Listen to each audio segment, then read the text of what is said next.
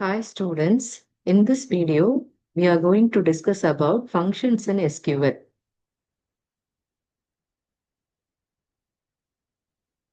What is a function? Function is a subprogram that runs on its own. Functions procedures have a unique name by which they can be identified.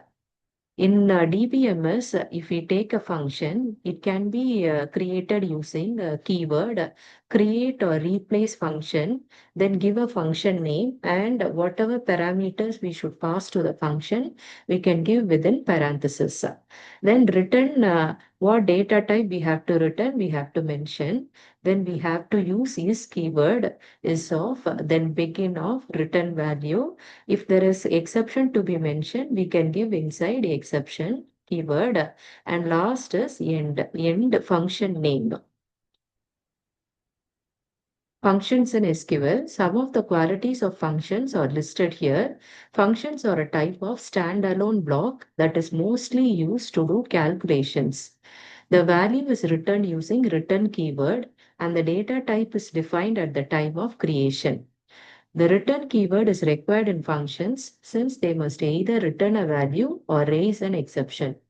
Functions that do not require a data manipulation language statements can be called directly from select queries, whereas functions that require DML operations can only be invoked from other PLSQL blocks. It can be defined and nested inside other blocks or packages, or it can have nested blocks also. The parameters can be used to pass values into the function or to retrieve values from the process.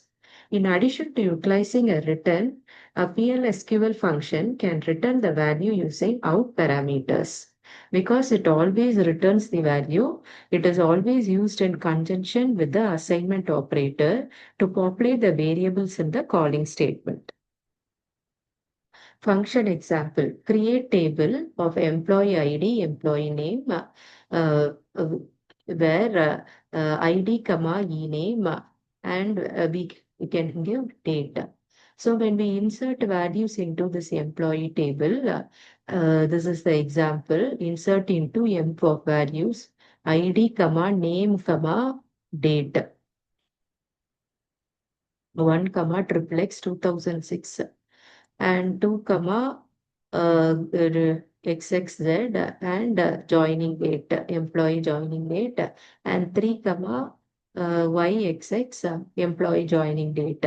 Select star from emp. Then create a function with the number of years of experience of the employee. Then begin, declare date to as date. Select current date of into date 2. Return year of date 2 minus year of date 1. So present date minus employee joining date will give the experience. Then we have end, then slash slash delimiter, semicolon.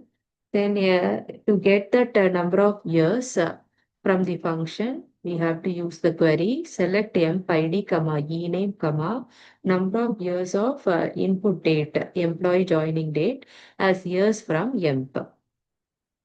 Thus, we discussed about functions in SQL. Thank you.